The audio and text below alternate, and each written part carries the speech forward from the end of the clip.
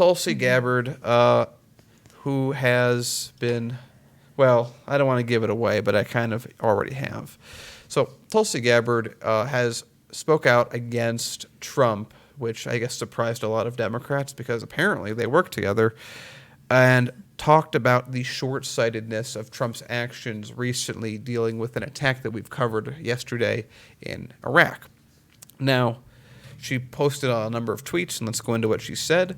The problems created by Trump's impulsive, erratic military action / foreign policy are again on display, this time in Iraq. Trump's military strike against Iranian militia was impulsive, short-sighted, and lacked strategic purpose. Just to remind everyone, there was a militia member who shot a rocket that killed a single U.S. contractor, so the U.S. is like, well, we got to retaliate, and we killed, 24 people and injured 100, Paul? Have those numbers right? Yeah, I think those numbers are right. Okay. So that's, of course, proportional response, as the U.S. does. It has led our embassy being besieged and undermined our relationship with the Iraqi people and government.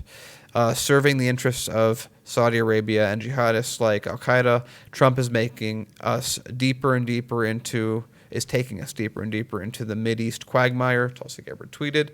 Then the article goes on to say that Tulsi Gabbard, who came under fire after voting president, you got to make sure you mention that. Anything with Tulsi, you got to do the litany of things that the media has decided are terrible about her. Every article has to have them, no questions asked. During President Trump's impeachment trial, has long criticized the Trump administration's foreign policy choice, which is interesting because all I heard after that happened is, again, Tulsi Gabbard supports Trump. Oh, she's trying to go Republican. This is her way into the Trump White House. And yet, in the same time, they're like, yeah, no, she's very much disagreed with him. Pick one. Choose it. I would prefer you to be consistent. Her own stance on foreign policy has caused the occasional bumpy moment for her campaign. One, of course, which we can never forget. I think it's obligated in any writer's contract in mainstream media is to mention the next sentence. Aside from controversy which arose from her 2017 meeting with President Bashar al-Assad and her occasional praise of Russian President Vladimir Putin. Gotta remember, she's a pro-Russian, pro-Syrian, pro-Trump, and etc. Vladimir Putin resulted in Hillary Clinton calling her the favorite of the Russians. But I thought the New York Times changed that and decided that history didn't exist anymore, and it was Republicans, I guess. We're back to Russians. During a podcast appearance, and Tulsi fired back on Twitter calling Clinton queen of the warmongers, which Joyanne Reid, that was like, what evidence do you have for that? Again, it's just like, it's like with every Tulsi article, half the article's like, there's these things that we have to write, it's obligated, and that's what half this article is. Anyway, back to the protest, the point that this article was supposed to be written about. The protest was a reaction to airstrikes by the U.S. over the weekend, which killed 24 combatants. Now, it's interesting that they're talking about their Kataib. Do you know how to pronounce this, Paul? I don't want to make sure I say that wrong. Yeah, that sounds. I'm not great with pronunciation of. So Kataib, we'll just call them the Kataib Hezbollah combatants. Now, I want you to listen to this sentence. There are at least two sentences very clearly, and if you tell me what's wrong with this. The protest was a reaction to the airstrikes launched by the U.S. over the weekend, which killed 24 Kataib Hezbollah combatants. Kataib Hezbollah are an Iran-supported militia, which the U.S. has accused of launching a rocket attack on an Iraqi military base in Kirkuk on December 27th. So right there, they're definitely responsible. The U.S. accuses them of being responsible. Pick one. Pick one. You can't do both. Pick one. You just say that we think that they're this. We don't know. We don't know, but we're being told.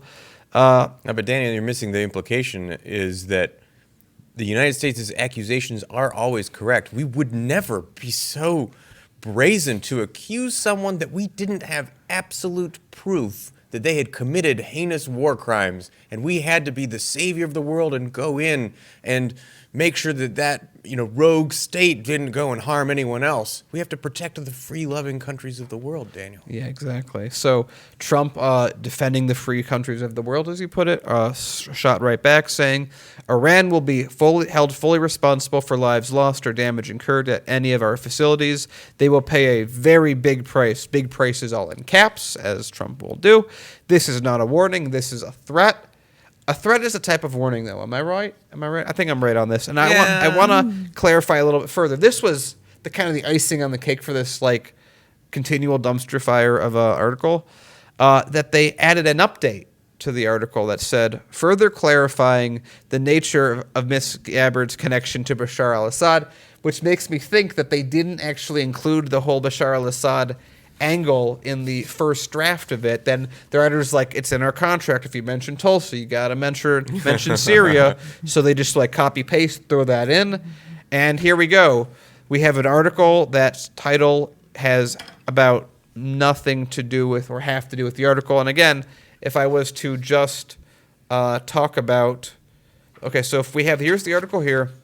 If I take this part out here, and then on this part of the article, I take out this part here, that's actually, so let me just do it like this. I'm just going to right now, live on TV for you all. Let me do a little.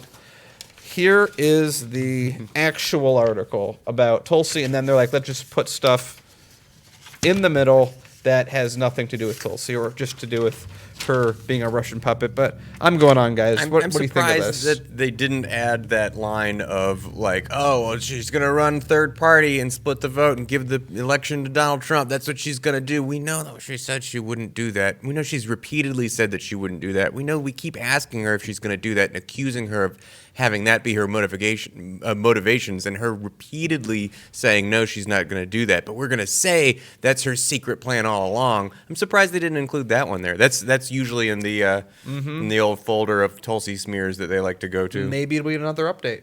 Yeah, I don't know. Lainey, what do you think? I've come to expect this. I really have. I mean, this is a dumpster fire, as I think you said earlier. And if anything that they can do to cast Tulsi as evil, when all she's really done is been an independent thinker, which I thought it was supposed to be a value that the U.S. was supposed to hold dear, correct?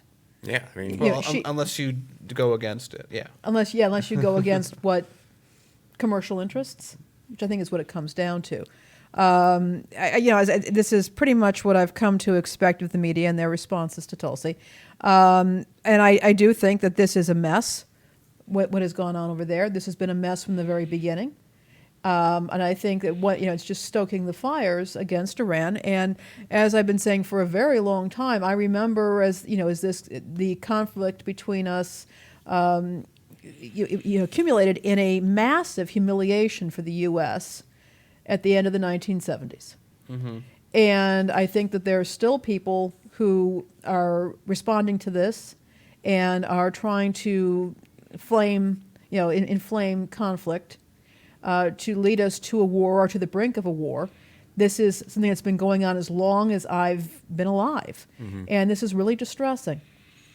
So I wonder, real quick, not to cut you off too much, one of the things that has me scratching my head is, to what extent is this just, we can't have Tulsi and we need to smear her at every opportunity?